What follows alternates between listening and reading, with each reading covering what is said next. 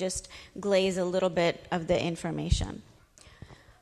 And what I'll be going through is, first, what is trauma? So before we even talk about generational trauma, I just want to make sure you all have an understanding of trauma the way I look at it as a clinician, the way I see trauma. And then we'll talk about generational trauma, and then we'll talk about examples of how generational trauma shows up and how I see it showing up, and how you may experience it showing up. And then what we can do to break that generational trauma, inshallah. So first, let's begin with a definition of trauma. And one of the definitions that I took is from the American Psychological Association. And their definition is that trauma is an emotional response to a terrible event like an accident, crime, or natural disaster. So we are all familiar with this definition of trauma, right? That it's an emotional response to a terrible event, something like an accident, something like a natural disaster, war. Of course, those are traumatic events, and of course, we're going to be traumatized from those events, right? No question about those things. However, I want us to look at a slightly different definition of trauma and dissect it a little bit. So the second definition I'm going to read to you comes from, it was an article on the National Library of Medicine.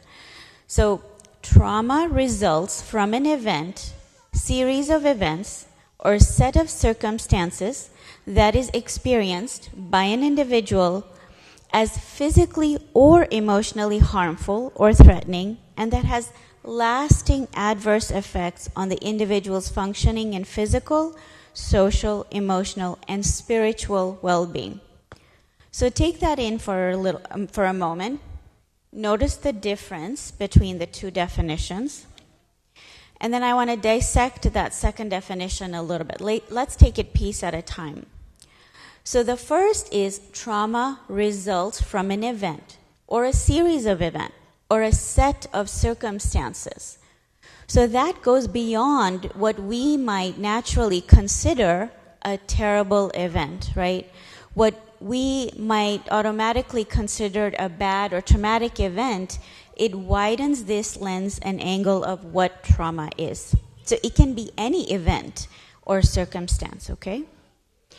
The second is that is experienced by the individual as physically or emotionally harmful or threatening. Now, the thing I want you to pay attention here is that it's the person that decides whether this event is traumatic for them or not. And when I say the person, it's their body, it's their nervous system, it's that human being's experience that will determine whether this was a traumatic event, whether this turns out to be a traumatic event for them or not. In certain other circumstances, however, just know that we all can experience the same event and we can all respond to it differently. And the level of difference can be, the impact can be different for every person, Okay, so let's go on to the third part of this definition. That it has a lasting adverse effect on the individual's functioning, whether it's physical, social, emotional, or spiritual well-being. So it's not just their emotional well-being.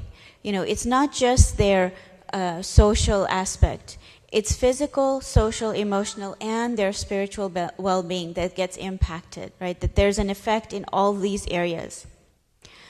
Now, I like Daniel Siegel's definition the most, which is the simplest of all, and I'll share it with you here. Trauma is an experience we have that overwhelms our capacity to cope. Trauma is an experience we have that overwhelms our capacity to cope. All right. So I'm going to continue with this definition and continue to, add certain aspects to the information that we have about trauma in this definition. So let's first look at the physical and the emotional impact. Now, the physical impact that it has, there's a lot of science that even myself, takes me a lot to digest. There's a lot of little details that you have to go over and over. So I will just impart a little bit to you, okay? And what I'm going to share with you is that in our body, we all have, with Allah's mercy, our nervous systems that help us to regulate our bodies. Now, the nervous system has what's called the parasympathetic nervous system and the sympathetic nervous system. However, for today, I'm going to mention 3 layers of our nervous system and what each of those 3 layers of the nervous system does for us. And I'm going to point to certain body parts to indicate where we tend to feel where that gets activated in our body for the most part. Okay. So the first one is called the ventral vagal system of connection. This is the highest level of connection. So when they talk about animals and their stages of growth, or the brain and the stages of growth, this is the one where it's developed the latest, right? It's the newest thing. The ventral vagal system, when it's safe and it's activated in its safe state, this is where you will feel like you are able to meet the demands of the day. Whatever comes your way, you are able to meet it and work through it. You feel that you can connect with other human beings and you can communicate. Communication comes easy. You're able to do it. You're able to connect and communicate. You feel at ease with communication and connection. You're able to go with the flow of things, right? Life happens and we will have things that will come along our way.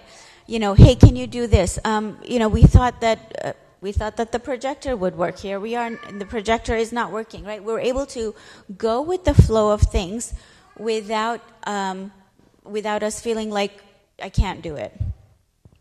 We're also able to engage in life, right? It's easy to engage in life. That's when our safe ventral vagal system of connection is working at its best.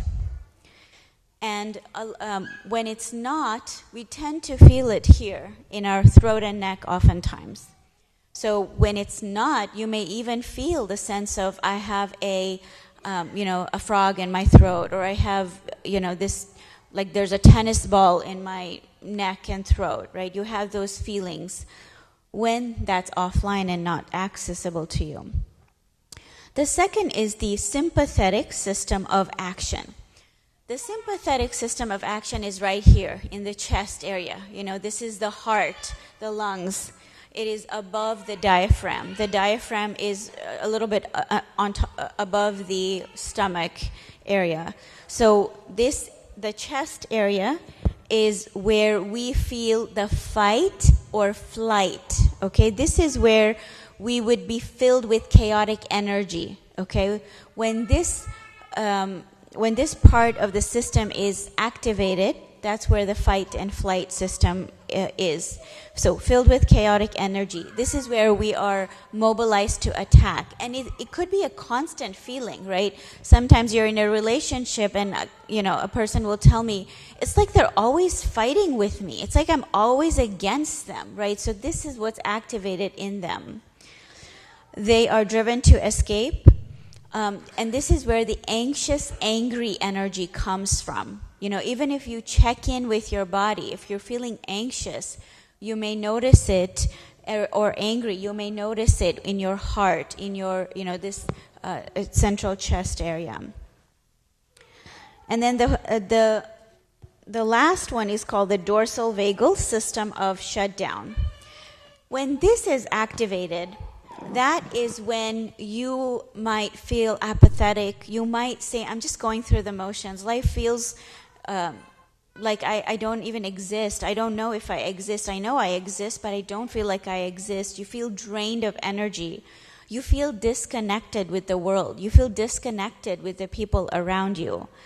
It's like almost feeling like you're dead. It's that feeling of, I'm here, but I'm really not here. It's the sense of losing hope and a sense of giving up. So this is the, again, just one layer of the physical aspect that gets impacted when we experience trauma. These are the layers within our body that get impacted when trauma comes. The emotional aspect,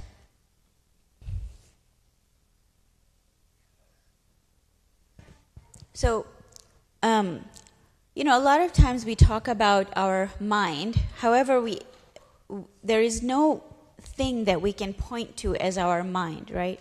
So our mind actually is not the brain. However, it is the connection that we have between our brain, and our brain is not just the skull brain. The parts that I just described to you, they are all part of the brain system. They're connected by the brain stem going down the spinal cord, right? So when I'm saying brain, I want you to think of the whole body and all the nerves that are connected from top to bottom. So it's the relationship between our skull brain and the relationships that we have with the world and the energy and information that comes in between those spaces. So our emotions will get impacted based on that relationship that we have with the people around us, with how we interpret things, with our physiology. That's all going to impact how we are able to, the emotional felt sense of how we feel, okay? All right, so the next two that that I mentioned in the definition is the social and, again, emotional and spiritual aspect. Now, one of the things that's very important to know about trauma is that trauma gets metabolized in our bodies when we cannot turn to someone for comfort and safety. So remember that first ventral vagal system of connection? That's when we can turn to someone and, have a smile or have a look of reassurance that, you are doing great or you're fine or I'm here for you. And when trauma happens, well, guess what?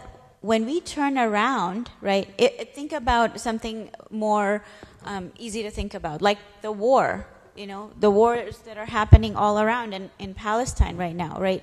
What do they have? They are all in a state of trauma, right? So when you look around, you don't have the other human being's ventral vagal system activated to help you.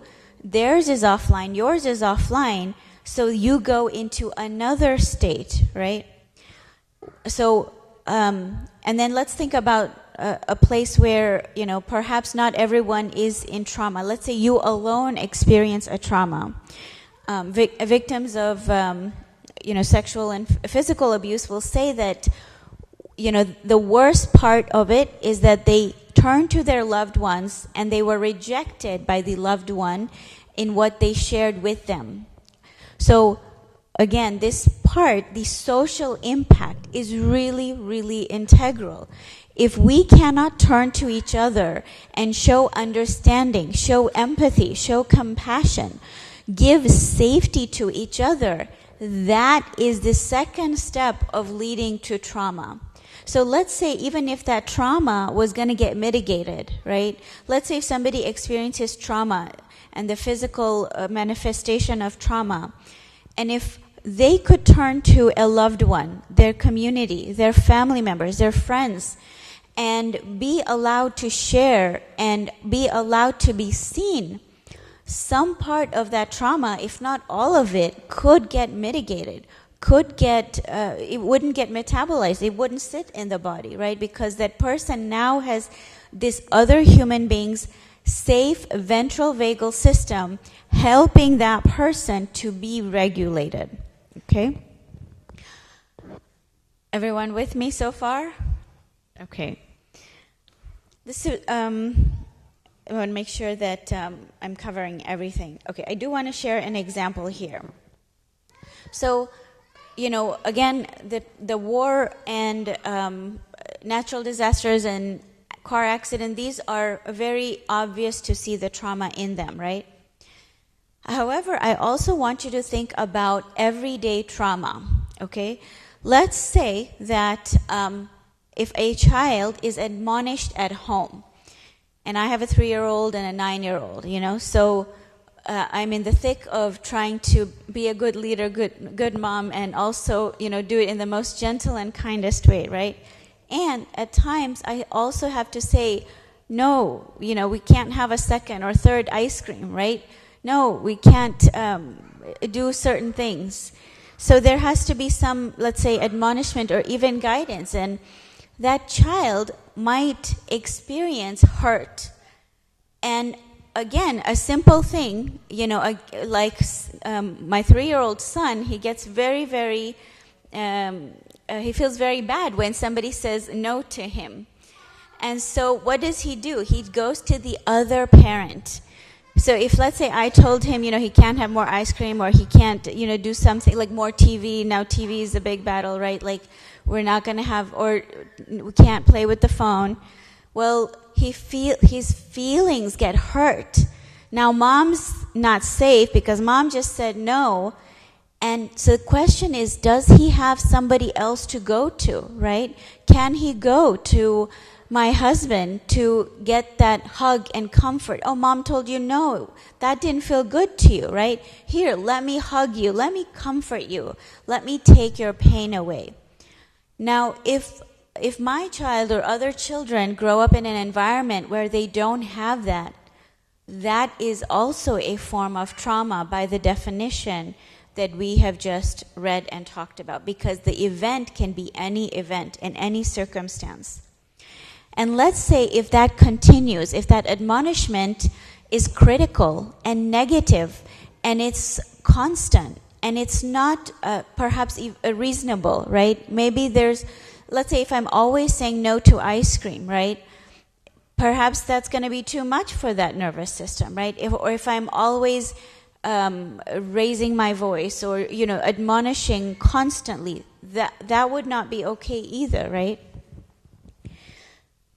And also something to know is that when this event happens, the brain's memory system will encode this event. The brain does have what's called a negative bias. So the things that are negative, it remembers for sure. Positive things, it does remember, but the intensity of the positive event has to be really intense. When a negative thing happens, there's a lot of emotion and intensity to it. When somebody is angry, they're loud, they are, vocal, their body language, it's very animated, right? So for the brain, that's a lot of information to store, and they store it. But let's say if we are in a happy state and we just are like, the brain doesn't remember that, right? If it's excitement, like, yeah, you did such a good job. I'm so proud of you. You got a B, good job. You did so good, man. I saw you studying. And, when we do that with a little bit of drama, the brain remembers those positive states as well. But anyway, the brain has a negative bias, so it's going to remember these events, and it is going to store it as trauma. One of these systems is going to get activated. The dorsal system can get activated. The sympathetic nervous system can get activated.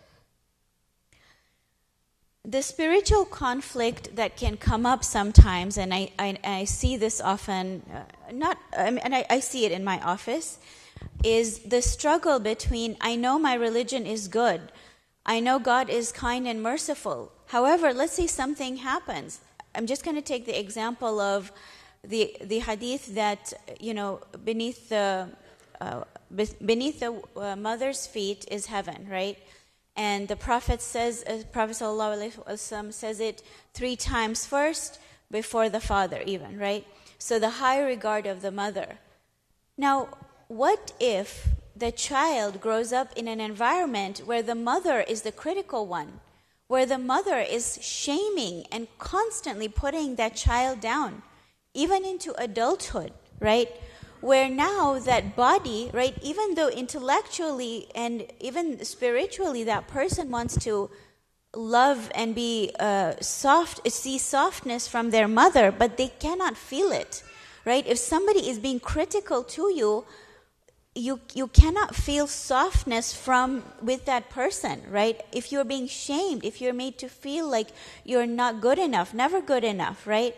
So this can create a spiritual conflict too, right? How do I come to terms with this kind of a relationship where, the person that I love the most is also the person that causes me the most amount of pain, perhaps, or has caused me the most amount of pain. So, that's a spiritual conflict that can come up. Okay. So now that you have a bit of an understanding of what trauma is and the way I'm looking at trauma, let's get into what is generational trauma. So generational trauma is when one person's trauma is passed down to the next generation and the following generations. And this can happen. I'm going to touch upon 3 particular areas that this can happen. So scientists have discovered that genetically this trauma can pass on to the future generations. That our, and I'm not going to get it scientifically correct, but I think it's the impression of the DNA can change and impact the following generations.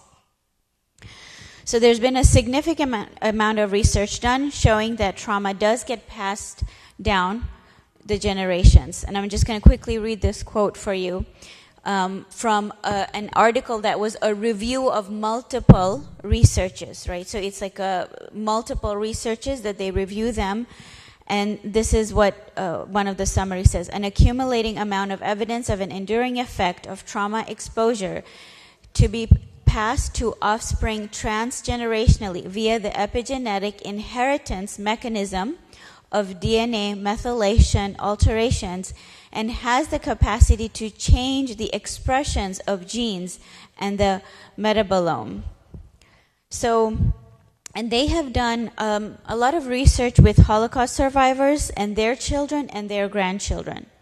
So, for example, one of the research that they have done is how a person may digest food, and the body's ability to take in some of the environmental factors that will be impacted based on what they or their previous generations have experienced.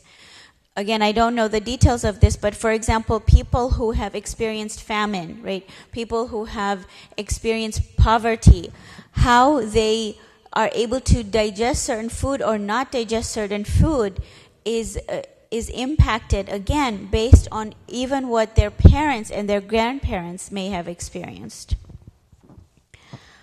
One research example was done with mice.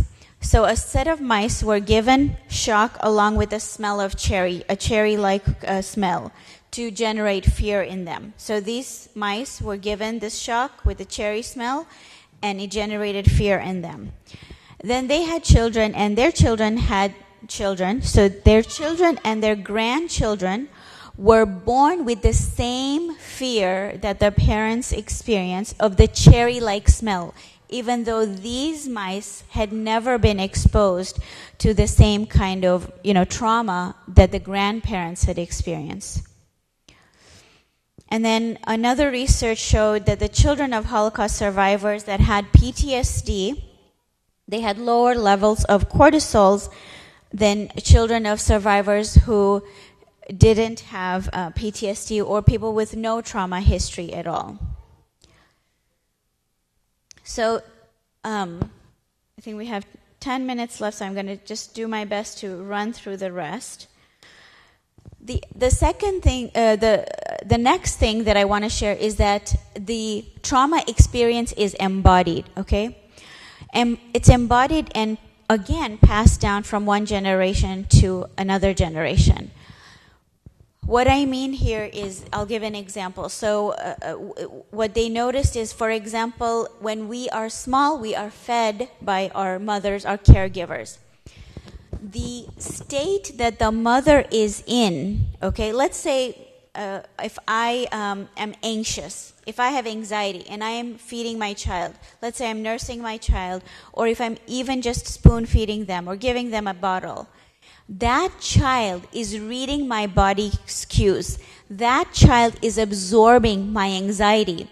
And then there's going to be an association of perhaps some level of anxiety with eating and food, right?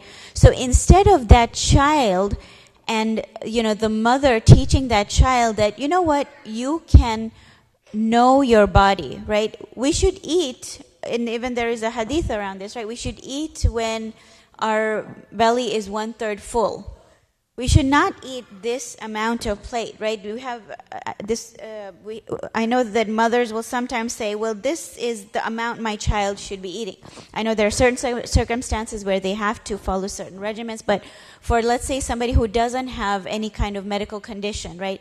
We want to teach the child to recognize their body, to recognize what they need internally. But if this anxious, nervous energy is there with the mother, then the child will encode that and carry it with them into the future. Behaviorally, people who have experienced trauma will learn to behave in a particular way as a survival mechanism. This behavior is going to be observed by their children and then again become embodied by their children. And even though the children no longer need to function in that way, they may still continue to function that way because, again, their brain and their body saw and observed what their parents did, and it was an embodied information. It's not just intellectual.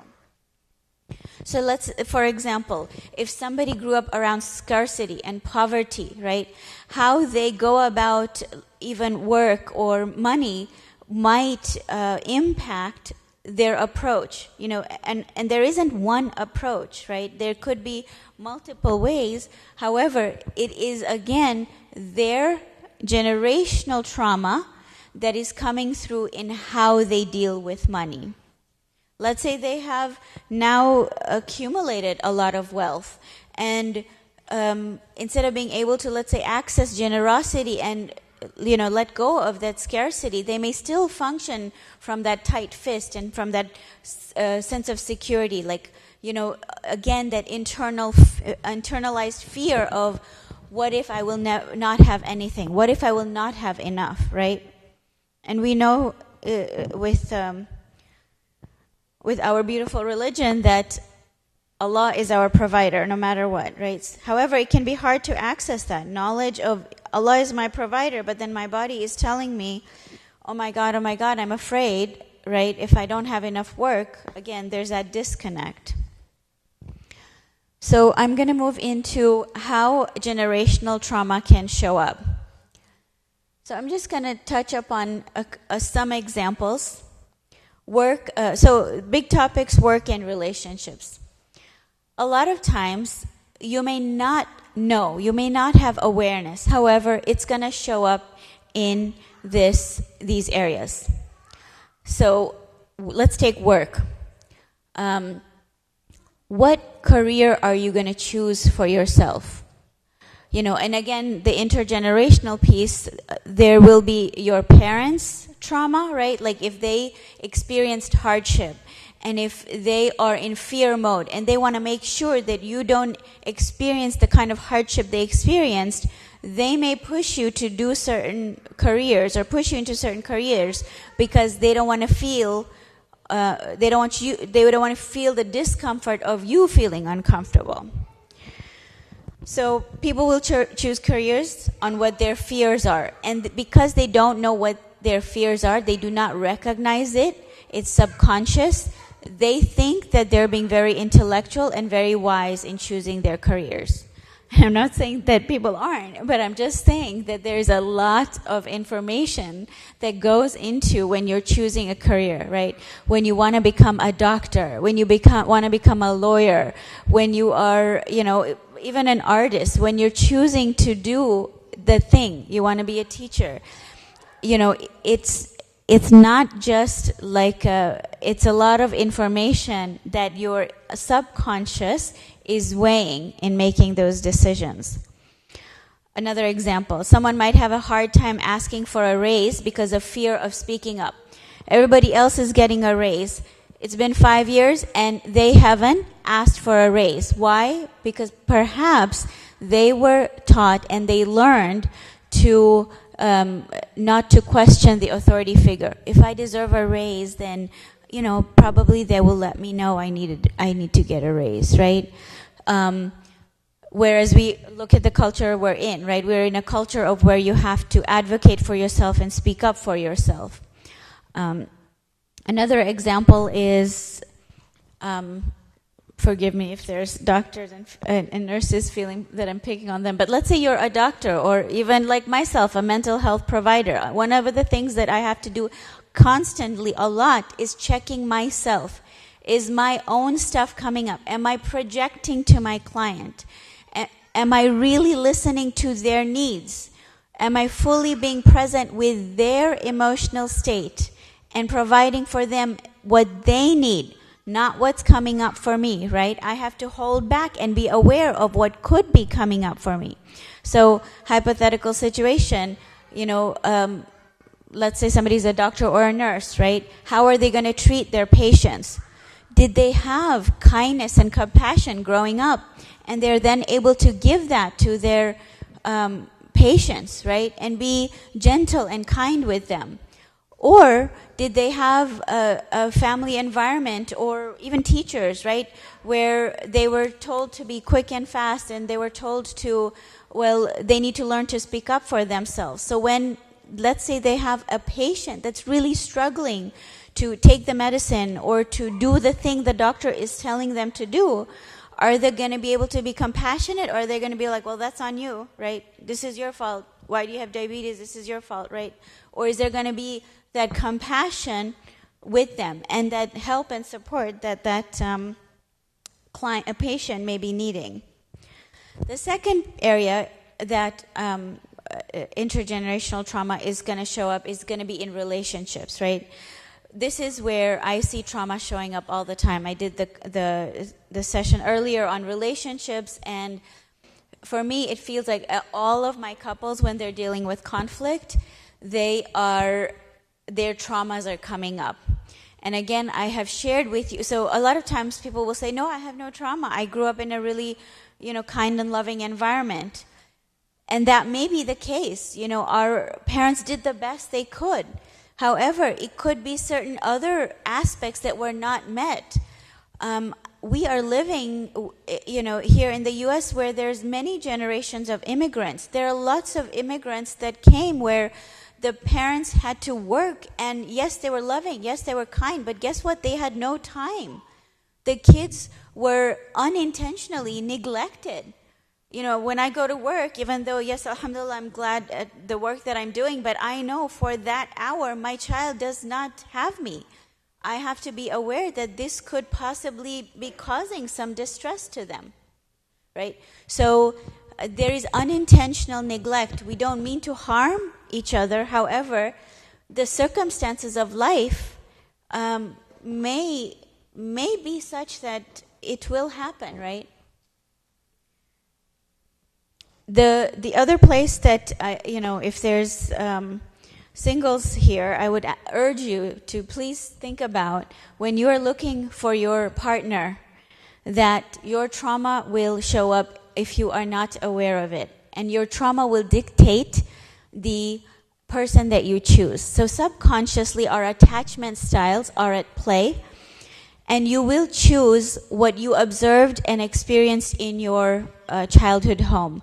So if we experienced secure attachment and secure environments, we are more likely to marry a person that is securely attached.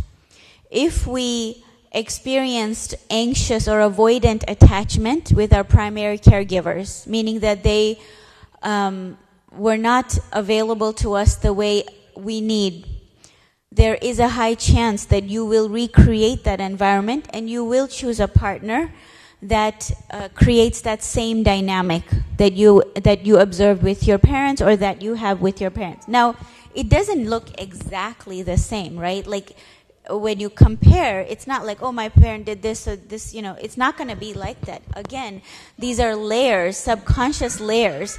Let's say your parent was unavailable. Sometimes you will marry a man or a woman that will be unavailable. Again, they might say, I'm really career oriented. I want to marry somebody who's really career oriented. Yes, we're both career oriented. We're both doctors. We want to be doctors, and that's the kind of life we want to live. Well, guess what? You might create an environment where you are emotionally unavailable to each other, right? So think about these things and become aware about how your traumas could be showing up in your choice of partners. How do we break that generational trauma? So this is this, and we can go to the next slide. So this is where I have told you the body gets impacted. So the healing is going to have to be with the body. And I've also told you that relationships are impacted. And so trauma healing has to happen in relationships. You cannot heal your trauma alone. You cannot do it alone. Even if you are doing it alone, you will need, let's say, the relationship of Allah to help you heal. That is a relationship. That's not you being alone, right? So, first is you have to heal the trauma in your body. And this is where if nowadays I feel like there's a lot of information, or maybe it's just me who's interested in this information, but there's a lot of breathing techniques and yoga and all these techniques. They touch upon what's called the vagus nerve, and they are healing for trauma. Also, what we have in our faith, our prayer, the Quran. If you look at the letters in the Quran, the Qaf, the Ha, they come from the back of the throat. These touch the vagus nerve, okay? The vagus nerve is very important in healing our trauma. So there are certain exercises that you can do to heal the vagus nerve. There's something called Ujjayi breathing in yoga, where you are breathing from the back of your throat. But again, if you don't want to do that, and 30 minutes of the Quran, learning to recite, with good makhraj, right? You will activate your vagus nerve. So, relationships. I told you that trauma can happen when you don't have a safe person next to you. So we need to create that safety in our relationships. We need to find those safe people. If you have absolutely no one, you can reach out to, your imams, the therapists in our community. If you have absolutely no one, but create those safe systems in your community. It can be a few friends. It could be your partner if you are in a marriage. Create that safe space for each other. It can be trying to create that safety in your family home, if possible. So, inshallah, I hope that I have imparted some knowledge and information for you all. I will stop here, and we will move on to Q&A. I did have a slide on, but that's okay. I can do the last one real fast? Okay. So if you decide to try therapy, please just look at body-based types of therapy. Look at a person who is trauma knowledgeable. Minimum trauma-informed therapist. Ideally, they are trauma-focused therapist. Okay, I know a lot of people like CBT, and CBT is wonderful. However, look for a trauma-informed CBT therapist if you like that. Right? Don't stop at CBT. CBT is cognitive behavior therapy. Don't stop here. Look at the whole body. Look at the whole brain. So, because I'm an EMDR therapist, I'm going to put in a plug for EMDR. I love EMDR. My clients love EMDR. And after a year of EMDR, they're like, I feel like I'm a different person. I'm not lying. They can't put reviews because of confidentiality out there, but this is what they're telling me. Look for, if you don't want to do EMDR, look for a body-based. Mindfulness-based stress reduction is a program that's really helpful. Look for somebody that uses the word somatic experiencing. For couples, I like emotion-focused therapy. There's also Imago. Imago is a little bit more, like there is a structure to it, so people that like structure. EFT also has structure, but it's a slightly different, but again, emotion-focused therapy. For couples, you can also do it for individuals. It, again, focuses on the body. Okay, inshallah, we'll move to Q&A. Thank you very much. So if you see on the screen to your right, there's a QR code. You can scan that. If you have any questions, please do scan it. And I'll give you 1 minute to do that. Write down any questions, and then I'll forward them over to Sister Musarat here for you to answer. It's all anonymous, so please do. If you're getting a weird angle over there, you can move over here more to the right. And then I'll pass that on to her.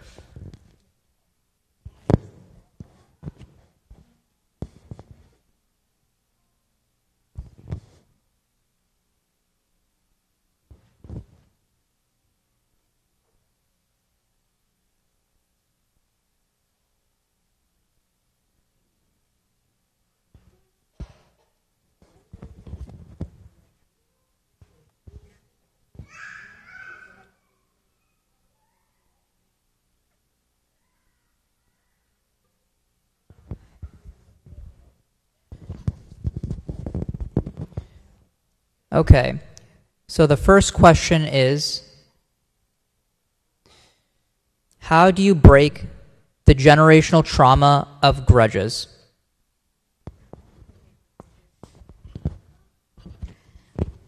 I mean, questions like this are a little bit complex, right? You have to ask yourself, what is the grudge about, right?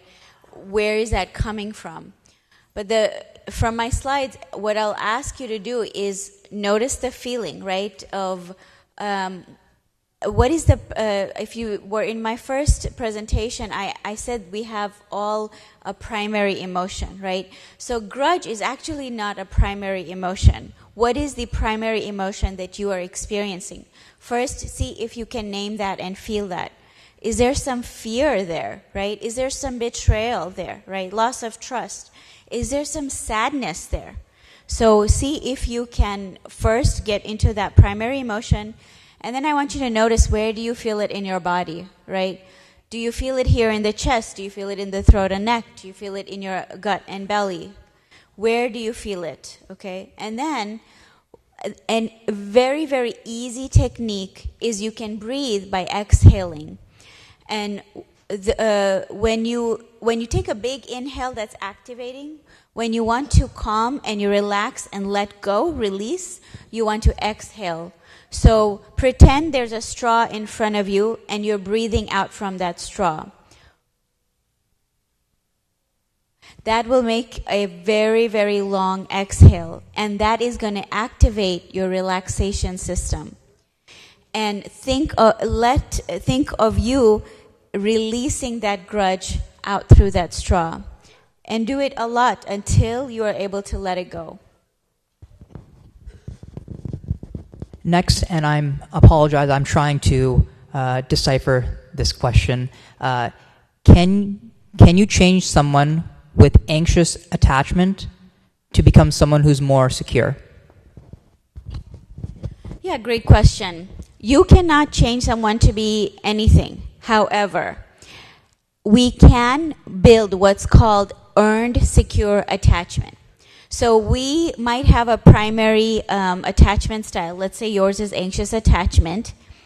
If you are able to be in a secure attachment relationship with another human being, then yes, you can, I wouldn't say change, but what happens is you build a new attachment, and it's called an earned secure attachment.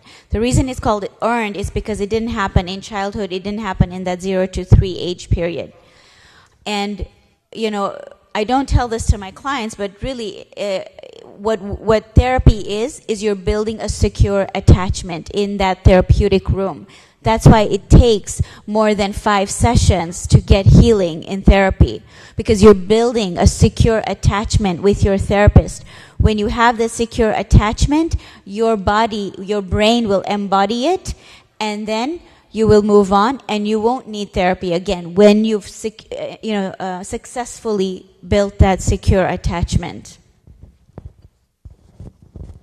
How long does it take to heal emotional trauma from parents versus generational trauma?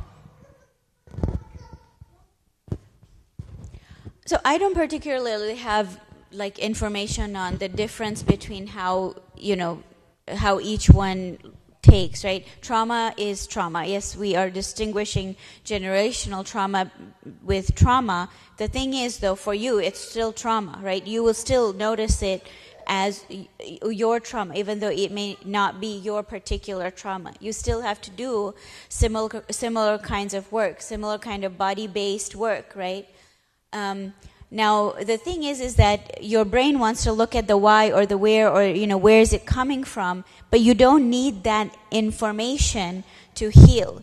Sometimes it may come up on its own. I was reading a book, a trauma book, and I had an emotion of jealousy, it was a sense of abandonment that came up for me, and I was like, where is that coming from? And now, again, I just listened to my body, and some information did organically come up. Will I know for sure? No, I will not know for sure. My grandparents were left at the doorstep of the royal sultanate at that time. So they were kind of orphaned in a way, right? So for me, it was like, oh, perhaps this feeling is coming from my grandmother being left at the doorstep, yes, to be taken care of, but there was still that feeling of abandonment.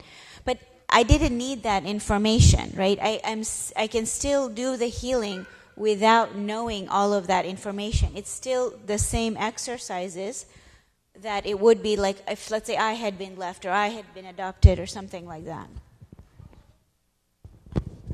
I'm combining 2 questions here.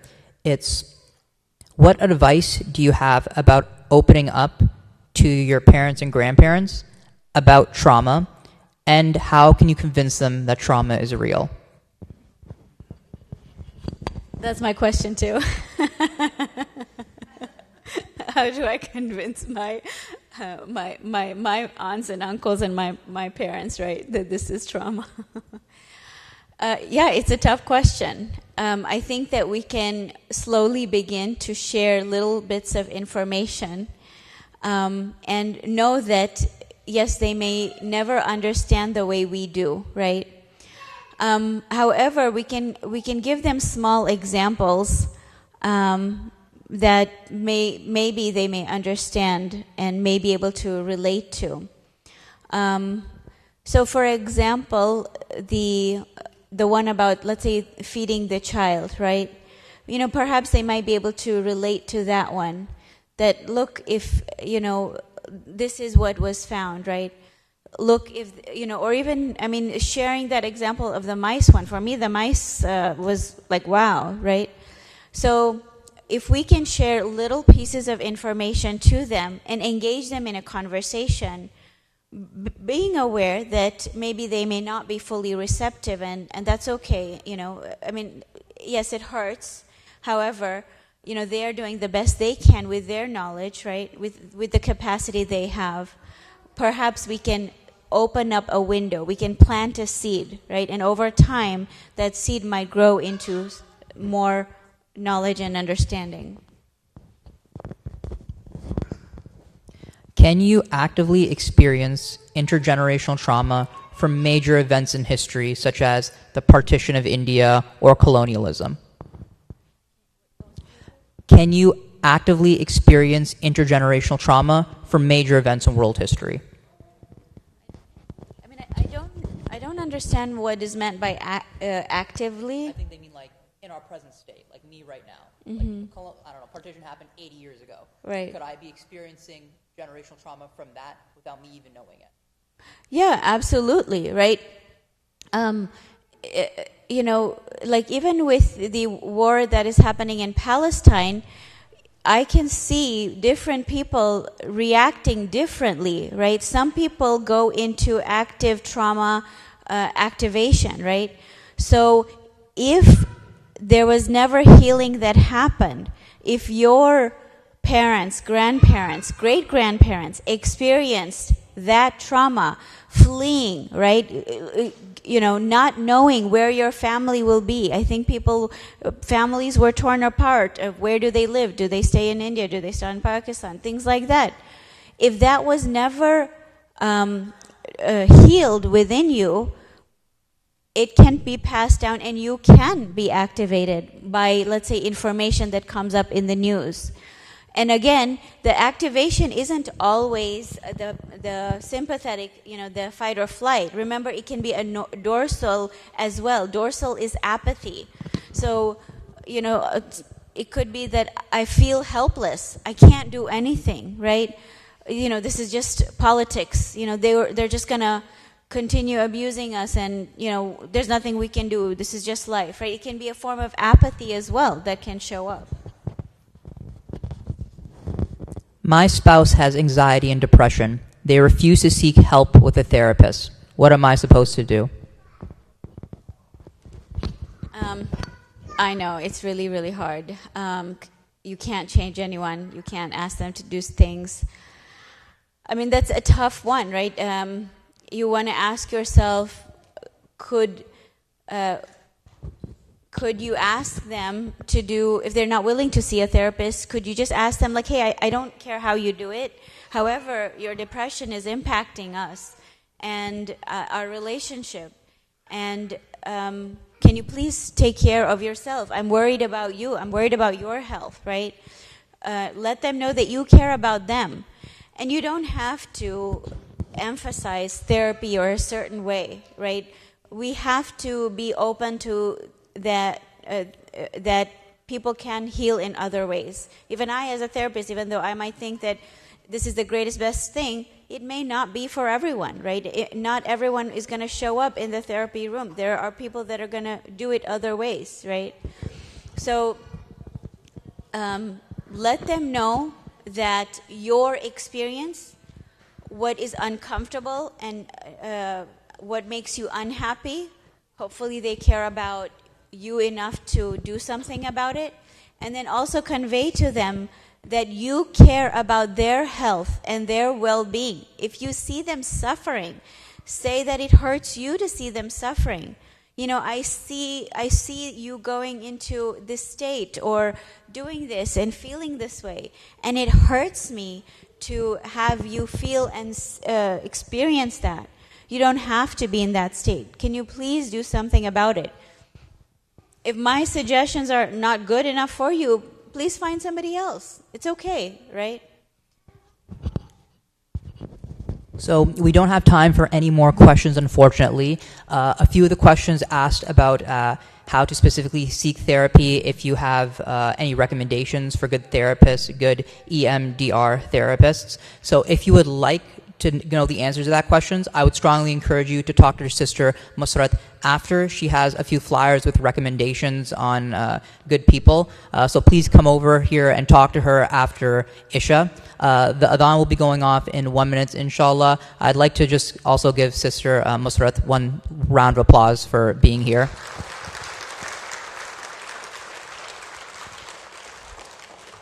Thank you again for coming. I hope you all took away something beneficial from this. Anything good, important, productive that you heard here today came from Allah. Anything inappropriate, non-beneficial, that came from us, and we apologize. Thank you all very much, and we hope you have a fantastic night. Assalamu alaikum.